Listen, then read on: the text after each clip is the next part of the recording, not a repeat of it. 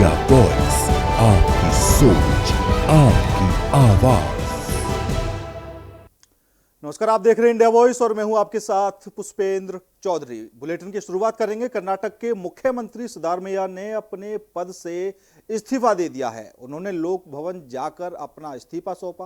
कर्नाटक के राज्यपाल के विशेष सचिव प्रभु शंकर ने कहा कि मैंने सिद्धारमैया का मुख्यमंत्री पद से इस्तीफा प्राप्त किया है, लेकिन वापस आने के बाद राज्यपाल ही इसे स्वीकार करेंगे। बताया जाता है कि राज्यपाल थावरचंद गहलोत मध्य प्रदेश के नांगदा स्थित अपने गृहनगर पर गए हुए हैं। इससे पहले सिद्धारमैया ने अपने आवास पर जलपान के दौरान हुई बैठक में मंत्रिमंडल के सहयोगियों को पद छोड़ने के अपने फैसले से अवगत कराया था। कांग्रेस आला कमान के निर्देशों के अनुसार डीके शिवकुमार उनके उत्तराधिकारी होंगे।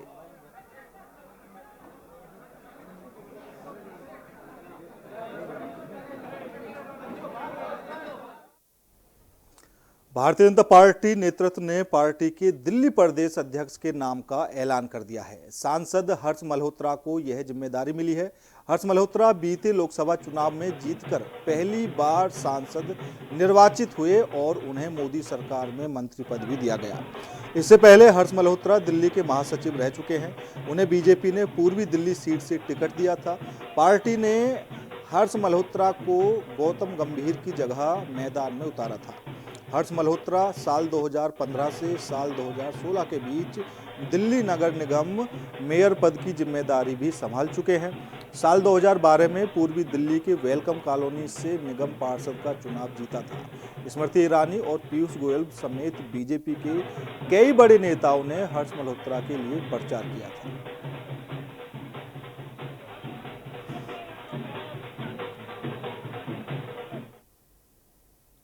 दिल्ली में केंद्रीय मंत्री शिवराज सिंह चौहान ने कहा है कि प्रधानमंत्री मोदी के नेतृत्व में हमारा प्रयास है कि देश की खाद्य सुरक्षा सुनिश्चित करे, कि किसानों की आजीविका बेहतर बनाए और पोषण युक्त आहार भारत की जनता को उपलब्ध हो। हमने अधिकारियों को निर्देश दिए हैं कि राज्यों को जिन भी कठिनाइयों या समस्याओं का सामना करना पड़ रहा है, उन पर वे विस्तार से चर्चा करें। उन्होंने और क्या कुछ कहा है, एक बार वो आपको सुनाते हैं। सरकार सहयोग करती है। माननीय प्रधानमंत्री श्रीमान नरेंद्र मोदी जी के नेतृत्व में हमारी कोशिश है कि देश की खाद्य सुरक्षा सुनिश्चित करें, किसानों की आजीविका बेहतर बनाए और पोषण युक्त आहार भारत की जनता को उपलब्ध हो। उसके लिए खरीफ की फसल की और रबी की फसल की व्यापक तैयारी, बोने के लिए उपयुक्त बीज की, अलग अलग जो हमारे मिशन है उनको ठीक से नीचे ले जाने की, इसमें व्यापक पैमाने पर चर्चा होती है। राज्य अपनी अपनी तैयारी करके आए, क्योंकि पहले वर्चुअल बैठकों के माध्यम से राज्यों को सारे विषयों के बारे में बताया गया था और अधिकारियों से हमने कहा है कि राज्यों को जो दिक्कत आती है उस समस्याओं पर भी वो ढंग से चर्चा करें। पहले यह सम्मेलन केवल एक दिन का होता था। हमको लगा कि इतने बड़े देश में एक दिन के सम्मेलन में काम चलता नहीं, तो एक दिन सारे अधिकारी मित्र बैठ के विचार विमर्श करेंगे। 3 समूहों में अलग अलग राज्यों को बांट के ये चर्चा होगी और दूसरे दिन राज्यों के कृषि मंत्रीगण भी आएंगे कल, कि देश के किसानों के परिश्रम से, भारत सरकार की योजना, प्रधानमंत्री जी के नेतृत्व और नीतियों के कारण, हमारे वैज्ञानिकों ने जो नई नई किस्में बीजों की बनाई उनके कारण, और राज्यों ने भी अपने अपने राज्यों में मेहनत की। इस बार सारे रिकॉर्ड उत्पादन के हमने तोड़े हैं। इस वर्ष में, इस साल कुल मिला के जो खाद्यान्न उत्पादन के आंकड़े आ रहे हैं 3765.63 लाख टन अनुमानित है, जो पिछले साल से 188 लाख टन अधिक है। अपने आप में ये रिकॉर्ड उत्पादन है आज तक का सबसे ज्यादा। बंगाल सरकार की शुभेंदु सरकार फुल एक्शन में है। अब सरकार ने सीमा चौकियों को कटीले तार की बाड़ लगाने के लिए बीएसएफ को 142 एकड़ जमीन सौंप दी है। बीएसएफ को जमीन मिलने के बाद बंगाल में घुसपैठ पर रोक लग सकेगी। बीएसएफ ने जमीन पर चेकपोस्ट के साथ कटीली फेंसिंग लगाई जाएगी। सरकार के इस फैसले से अवैध घुसपैठ पर लगाम लगेगी। बांग्लादेश बॉर्डर पर घुसपैठ रोकने की कोशिश। फुल एक्शन में शुभेंदु सरकार, टेंशन में अवैध घुसपैठिए। शुभेंदु सरकार ने बीएसएफ को सौंपी 142 एकड़ जमीन। अब भारत बांग्लादेश सीमा पर घुसपैठ होगी नामुमकिन। जब से पश्चिम बंगाल में शुभेंदु सरकार आई है, तब से अवैध घुसपैठियों की शामत आ गई है। मुख्यमंत्री पद की शपथ लेने के बाद शुभेंदु अधिकारी बांग्लादेश बॉर्डर से अवैध घुसपैठ को रोकने के लिए तेजी से काम कर रहे हैं। अब सीएम शुभेंदु अधिकारी ने 9 जिलों में बीएसएफ को जमीन दे दी है। दरअसल सीएम शुभेंदु अधिकारी ने पहली कैबिनेट मीटिंग में फैसला लिया था कि सरकार 45 दिन में बीएसएफ को चौकियां बनाने और कटीले तारों की बाड़ लगाने के लिए जमीन सौंप देगी। अब सरकार ने अपना वादा पूरा कर दिया है। सबसे पहले आपको ग्राफिक्स के जरिए आसान भाषा में शुभेंदु सरकार का फैसला बताते हैं। शुभेंदु सरकार के बड़े फैसलों की बात करें तो 9 जिलों में बांग्लादेश बॉर्डर पर बीएसएफ को जमीन सौंप दी गई है। अब तक बीएसएफ को 142.79 एकड़ जमीन सौंपी गई है। वहीं बीएसएफ को चौकियां बनाने और कटीले तारों की बाड़ लगाने के लिए जमीन सौंप दी गई है। शुभेंदु सरकार न सिर्फ भारत बांग्लादेश बॉर्डर पर घुसपैठ रोकने की कोशिश कर रही है, बल्कि कदम भी उठा रही है। वहीं इस मामले पर मुख्यमंत्री शुभेंदु अधिकारी ने एक्स पर लिखा कि पश्चिम बंगाल सरकार ने बीएसएफ की चौकियां बनाने और कटीले तारों की बाड़ लगाने में मदद करके सीमा सुरक्षा को मजबूत करने के लिए कड़े कदम उठाए हैं, जिससे सीमावर्ती इलाकों में सुरक्षा और भी बढ़ गई है। अब बीएसएफ को और जमीन सौंप दी गई है, जिससे कुल जमीन 142.79 एकड़ हो गई है। शुभेंदु सरकार सीमा सुरक्षा मजबूत करने के लिए तेजी से काम कर रही है। इसके तहत बीएसएफ चौकियों और वायर फेंसिंग के निर्माण को बढ़ावा दिया जा रहा है। आपको बता दें कि पश्चिम बंगाल की बांग्लादेश के साथ 2217 किलोमीटर लंबी सीमा लगती है, जो किसी भी भारतीय राज्य में सबसे लंबी है। मुख्यमंत्री के मुताबिक राज्य में अब तक करीब 1600 किलोमीटर सीमा पर फेंसिंग हो चुकी है, जबकि लगभग 600 किलोमीटर हिस्सा अभी भी बिना बाढ़ के है। अब आपको ग्राफिक्स के जरिए बताते हैं कि किस जिले में कितने एकड़ जमीन हैंडओवर की गई है। तो आपको बता दें कि कूच बिहार में 22.95 एकड़, जलपाईगुड़ी में 35.165 एकड़, दार्जिलिंग में 8.815 एकड़, उत्तर दिनाजपुर में 2.84 एकड़, दक्षिण दिनाजपुर में 20.1701 एकड़, मालदा में 10.90 एकड़, मुर्शिदाबाद में 38.805 एकड़, नदिया में 0.55 एकड़ और उत्तर 24 परगना में 2.6 एकड़ जमीन बीएसएफ को हैंडओवर की गई है। तो इसके अलावा अब आपको ग्राफिक्स के जरिए ये भी बताते हैं कि इस फैसले के मायने क्या हैं और इस फैसले से आखिर क्या होगा। तो आपको बता दें कि सबसे पहले अवैध घुसपैठ रोकने में मदद मिलेगी। बीएसएफ चौकियों पर निगरानी मजबूत होगी। सीमा वाले इलाकों में सुरक्षा बढ़ेगी। बीएसएफ की गश्त और ऑपरेशन आसान होंगे।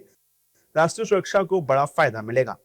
यानी शुभेंदु सरकार न सिर्फ भारत बांग्लादेश बॉर्डर पर घुसपैठ रोकने की कोशिश कर रही है, बल्कि कदम भी उठा रही है।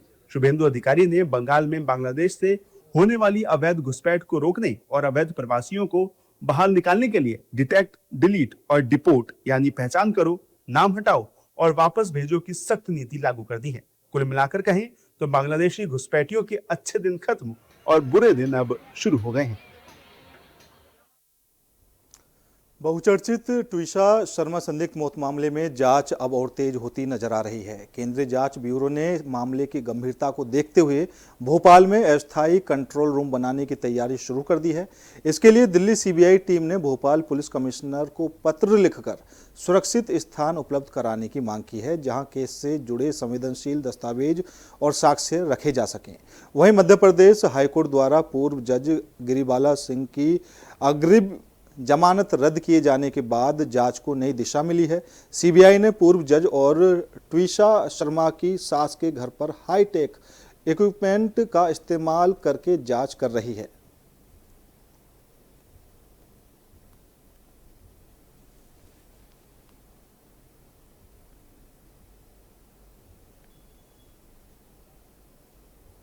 भोपाल में बहुचर्चित ट्विशा शर्मा मौत मामले की जांच अब तेज हो गई है। मामले की जांच कर रही सीबीआई की टीम भोपाल पहुंच चुकी है और केस से जुड़े सभी पहलुओं की गहन जांच की जा रही है। जानकारी के अनुसार आज कई अहम लोगों से पूछताछ हो सकती है, तो वहीं मध्य प्रदेश हाई कोर्ट में मामले को लेकर लंबी और तीखी बहस भी देखने को मिली। मुख्य आरोपी मानी जा रही गिरिबाला सिंह की जमानत रद्द करने की मांग वाली याचिकाओं पर सुनवाई पूरी होने के बाद अदालत ने अपना फैसला सुरक्षित रख लिया है। मध्य प्रदेश की राजधानी भोपाल में चर्चित ट्विशा शर्मा मौत मामले की जांच अब तेज हो गई है। केंद्रीय जांच एजेंसी सीबीआई की टीम भोपाल पहुंच चुकी है और मामले से जुड़े तमाम पहलुओं की गहन पड़ताल कर रही है। जानकारी के मुताबिक आज केस से जुड़े कई लोगों से पूछताछ की गई। इसी के साथ मध्य प्रदेश हाईकोर्ट में लंबी और तीखी बहस देखने को मिली। अदालत ने मामले की मुख्य आरोपी मानी जा रही गिरबाला सिंह की जमानत रद्द करने की मांग वाली याचिकाओं पर सुनवाई पूरी करने के बाद अपना आदेश सुरक्षित रख लिया है। सुनवाई के दौरान वकील ने अदालत से सवाल किया कि जब पोस्टमार्टम रिपोर्ट और अन्य शुरुआती सबूत इतने गंभीर थे, तो आखिर ट्रायल कोर्ट ने किस आधार पर गिरबाला सिंह को जमानत दे दी। उन्होंने कहा कि उपलब्ध तथ्यों को देखते हुए मामला बेहद संवेदनशील है और इसकी निष्पक्ष जांच जरूरी है। वकील ने कहा कि ट्विशा शर्मा के शरीर पर कई जगह चोट के निशान पाए गए थे। पोस्टमार्टम रिपोर्ट में खुलासा हुआ है कि ट्विशा के सीधे हाथ की उंगली और शरीर के अन्य हिस्सों, विशेष रूप से एल्बो यानी कि कोहनी पर भी चोट के निशान थे। सबसे अहम बात यह बताई गई कि ये चोटें मौत से पहले की थीं। इसके अलावा सीबीआई के वकील ने भी कोर्ट में कहा कि एजेंसी गिरबाला सिंह की न्यायिक हिरासत चाहती है, क्योंकि जांच में कई गंभीर आरोप सामने आए हैं। पहले पोस्टमार्टम के दौरान गिरबाला सिंह की बहन वहां मौजूद थी। एजेंसी ये पता लगाना चाहती है कि क्या पोस्टमार्टम प्रक्रिया को प्रभावित करने की कोशिश की गई थी। इसकी जांच बेहद जरूरी है, क्योंकि इससे पूरे मामले की दिशा प्रभावित हो सकती है। एजेंसी का मानना है कि यदि पोस्टमार्टम प्रक्रिया में किसी तरह का हस्तक्षेप हुआ है, तो यह जांच का बेहद महत्वपूर्ण हिस्सा रहेगा। जबकि गिरबाला सिंह की तरफ से अधिवक्ता ने अदालत में बचाव पक्ष की दलीलें रखी। उन्होंने कहा कि यदि जमानत मिलने के बाद के आचरण के आधार पर जमानत रद्द करने की मांग की जा रही थी, तो पहले ट्रायल कोर्ट जाना चाहिए था। सीधे हाईकोर्ट में याचिका दायर कर उनके एक कानूनी अधिकार को खत्म कर दिया गया, क्योंकि ट्रायल कोर्ट के फैसले के खिलाफ अपील का अधिकार हाईकोर्ट में उपलब्ध रहता। इधर यह सुनवाई हुई, उधर समर्थ सिंह को सीबीआई उसके घर लेकर पहुंची और जांच करती दिखी। सीबीआई की टीम घर की छत पर जांच करती नजर आई। इसके अलावा सीबीआई ने 3D स्कैनर से गिरबाला सिंह के घर की तस्वीरें ली और घर का 360 डिग्री में स्ट्रक्चर तैयार किया। सीबीआई की कार्रवाई देखकर साफ नजर आता है कि कार्रवाई बड़े स्तर पर जारी है और शायद समर्थ की मां और ट्विशा की सास गिरबाला सिंह की मुश्किलें बढ़ सकती हैं।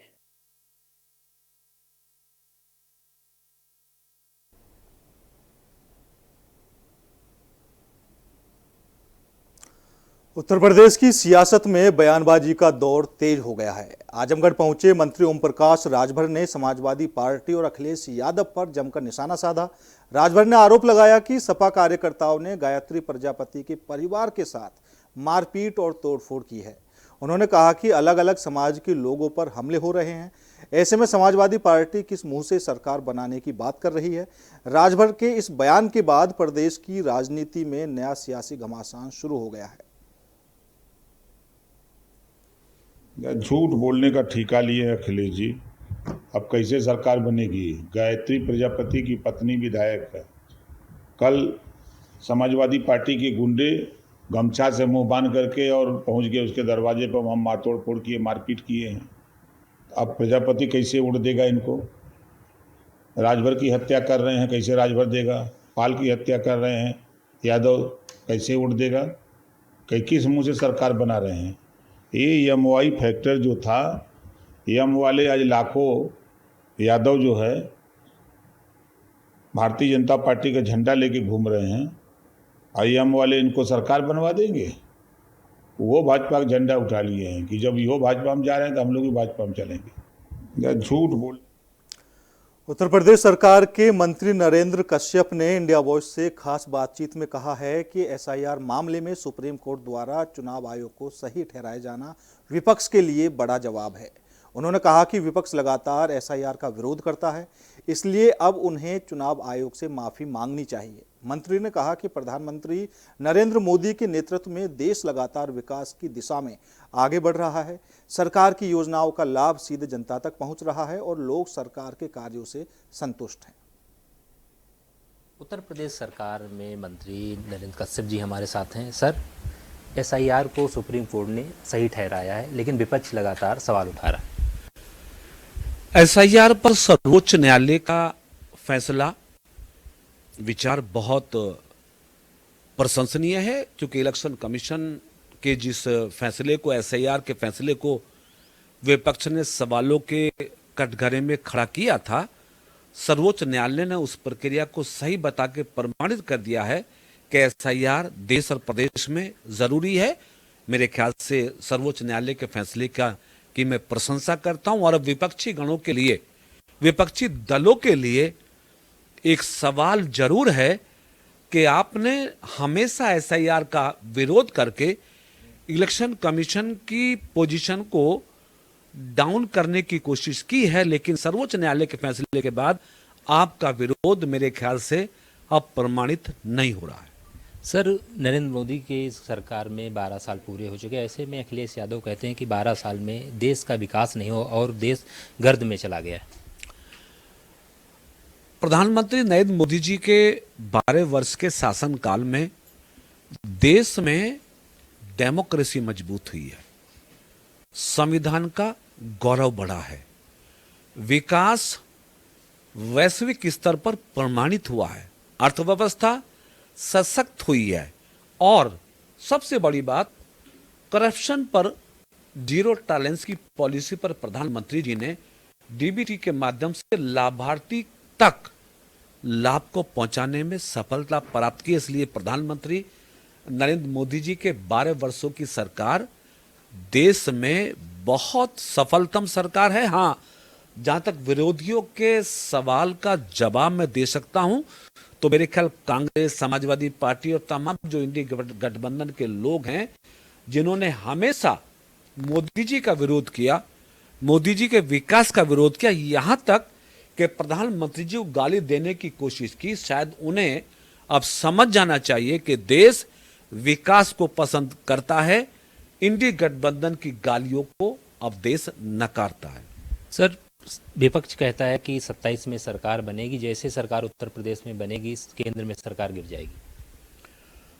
उत्तर प्रदेश में पिछले 9 सालों में आदरणीय योगी जी के नेतृत्व वाली सरकार ने प्रदेश के विकास को पटरी पर लाने का काम किया।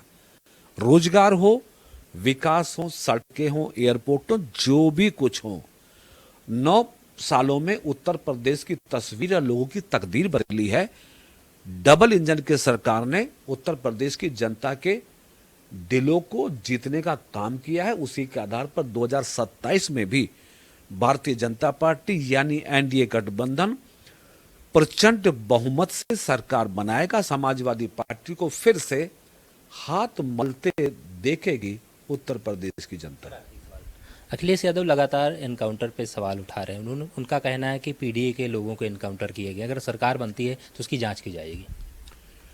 अखिलेश जी को एनकाउंटर फर्जी लगते हैं, अखिलेश जी को अपराधी मेरे ख्याल से पसंद आते हैं, ये उनकी पसंद हो सकती है, लेकिन उत्तर प्रदेश की जनता की पसंद न्याय है, उत्तर प्रदेश की जनता की पसंद बेहतर कानून व्यवस्था है, अपराध नियंत्रण है।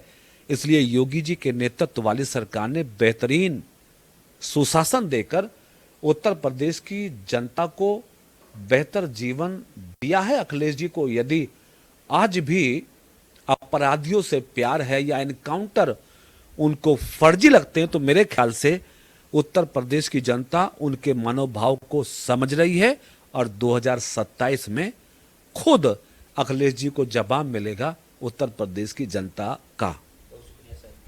ये थे उत्तर प्रदेश सरकार में मंत्री नरेंद्र कश्यप जी, जिनका साफ तौर पर कहना है कि 27 में फिर से सरकार बनाई जाएगी और अखिलेश यादव को जनता फिर से जवाब देगी। Video journalist Harish Bachchan Mishra, India Voice, Lucknow.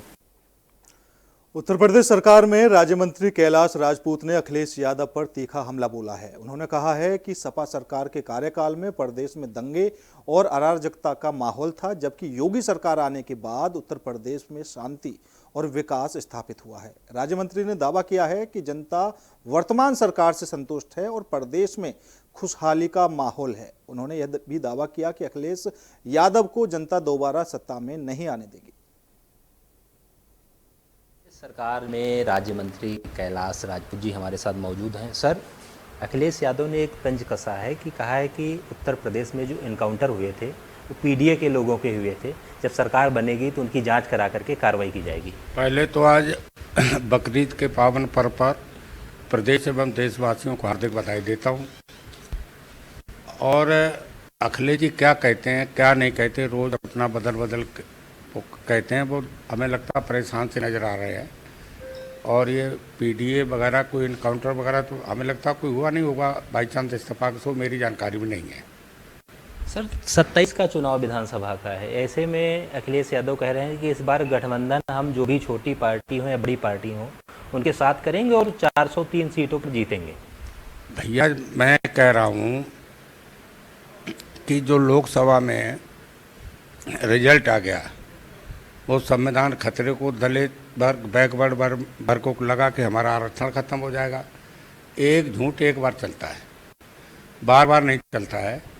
हम आपको विश्वास दिलाते हैं, माननीय मोदी जी योगी जी के नेतृत्व में चुनाव होगा। अभी बिहार का चुनाव हम सब ने देखा है, अभी बंगाल का चुनाव हम सब ने देखा है। ये दोनों प्रदेश अपने उत्तर प्रदेश से लगे हुए हैं और पब्लिक ने मन बना लिया। तमाम भारत सरकार की योजनाएं, उत्तर प्रदेश सरकार की योजनाएं, कानून का राज, कोई गुंडागर्दी नहीं है। मेरे गणित से 300 के पार भारतीय जनता पार्टी चुनाव जीतेगी, दुनिया कोई ताकत रोक नहीं सकती। मोदी सरकार के 12 साल पूरे हुए हैं। अखिलेश यादव कह रहे हैं कि 12 साल में देश का धुआं निकल गया है, मोदी सरकार ने कुछ ऐसा काम नहीं किया। आप बताइए, जब 11 साल मुख्यमंत्री प्रधानमंत्री जी के हुए थे, उस समय जब 14 में प्रधानमंत्री शपथ लिए थे तो भारत की अर्थव्यवस्था दुनिया में 11वें नंबर पर थी। माननीय प्रधानमंत्री मोदी जी का जब 11 साल का कार्यकाल होता, दुनिया का जब सर्वे प्रतिवर्ष होता है, भारत की अर्थव्यवस्था चौथे नंबर पर आ गई। तो अखिलेश जी के कहने से क्या ये सब आंकड़े जो व्यवस्थाएं बदल जाएंगी क्या? और उनको दिक्कत एक और आ रही है, जो पार्लियामेंट में नारी बंधन अधिनियम 33% का आरक्षण सारे चुनाव में, लोकसभा, विधानसभा, अन्य जो भी निर्वाचन के पद हैं उसके लिए भाजपा ने पेश किया था। अखिलेश जी और उनके सहयोगी दलों ने उसका विरोध किया तो वो संशोधन विधेयक पास नहीं हो पाया। उसी का रिजल्ट बंगाल है। पढ़ी लिखी लड़कियां, महिलाओं ने प्रचंड बहुमत से जो भाजपा बंगाल में जीती है, तो लोकसभा में विपक्ष ने नारी बंधन अधिनियम का विरोध किया, उसका प्रमाण है। अब वो सारी चीज़ उत्तर प्रदेश वाले के सब पढ़े लिखे लोग आजकल हैं, तो निश्चित तौर से उसी दृष्टिकोण से मैं कहता हूँ, जब बंगाल में 200 के पार हो गई तो उत्तर प्रदेश में 300 के पार का ही रिजल्ट आएगा। सर, महंगाई धीरे धीरे बढ़ती जा रही है। डीजल पेट्रोल के बाद सीएनजी के भी दाम बढ़ गए हैं। अब जनता का कहना है कि चुनाव के बाद लगातार दाम बढ़ रहे हैं तो उन पे जेब पे असर पड़ रहा है। आप बताइए, अमेरिका, ईरान वगैरह के चल रहा है, पूरा विश्व उससे प्रभावित है, तो इसके बारे में हमें गंभीरता से कोई जानकारी नहीं है जो मैं आपसे कुछ बात कह सकूं। सर, विधानसभा का चुनाव बहुजन समाज पार्टी अकेले लड़ेगी। कांग्रेस ने गठबंधन की कोशिश की थी, साफ मना कर दिया। आप किस तरह से उसको देखते हैं? देखिए, मैं तो ये कहता हूँ, मायावती जी के मैं पार्टी से 2007 में विधायक रहा हूँ। मैं उनके बारे में बहुत गहराई से जानता हूँ। वो अखिलेश जी या इनके साथ गठबंधन किसी कीमत पे नहीं कर सकती हैं, क्योंकि उन्हें गेस्ट हाउस का कांड बहन जी को याद रहेगा, वो कभी नहीं भूल सकती। उनकी जान लेने का प्रयास किया था इन लोगों ने। तो ये गठबंधन वगैरह ये कोई माने नहीं रखता है। हम विनम्रतापूर्वक आपसे कह रहे हैं कि 300 के पार भाजपा चुनाव जीते तो हमें धन्यवाद मेरे आवास पे आके जरूर दे जाना। बिल्कुल सर, बहुत शुक्रिया बात करने के लिए। ये थे उत्तर प्रदेश सरकार में राज्य मंत्री कैलाश राजपूत। वीडियो जर्नलिस्ट हरीश साहब, बसंत मिश्रा, इंडिया वॉइस, लखनऊ। फिलहाल मेरे साथ इस बुलेटिन में इतना ही। बाकी देश और दुनिया की तमाम खबरों के लिए देखते रहिए इंडिया वॉइस।